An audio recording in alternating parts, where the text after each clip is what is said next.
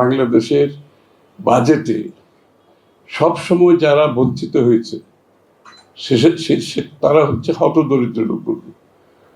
যারা নিম্ন আয়ের মানুষ তারা সবসময় বঞ্চিত কিন্তু, এবং এই কারণে আর বিশেষ করে বর্তমান প্রেক্ষাপটে যেখানে দারিদ্রতা বাড়ছে, যেখানে চাকরিহীনতা বাড়ছে, যেখানে বিনিয়োগ কমছে, যারা বিনিয়োগ করছে তারা আন্ডার পারফরমেন্সের মধ্যে আছে, যেখানে ক্যাপিটাল মেশিনারি প্রাইভেট ব্যক্তি খাতের ঋণের হার কমছে, সেখানে তো দারিদ্রতা আরো বাড়ছে।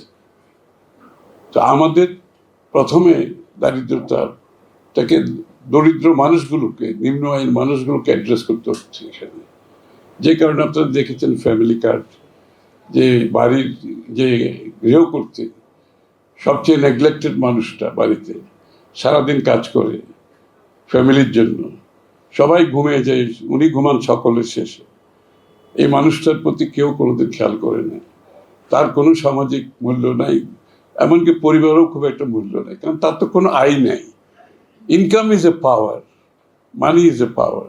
এই যে আমাদের গার্মেন্টসের মেয়েরা একটু এম্পাওয়ার্ড কীভাবে হয়েছে? বিকজ তাদের একটা আয় আছে বলে তারা পরিবারে এম্পাওয়ার্ড হয়েছে, সমাজে এম্পাওয়ার্ড হয়েছে। তা আমরা ওই লোকগুলোকে অ্যাড্রেস করেছি প্রথমে। ওই ব্যক্তিটি যে গৃহকর্ত্রী, যার সামাজিক আর্থিক একেবারেই কোনো মূল্য নেই, আমরা টাকাটা সরাসরি ট্রান্সফার করছি তার অ্যাকাউন্টে।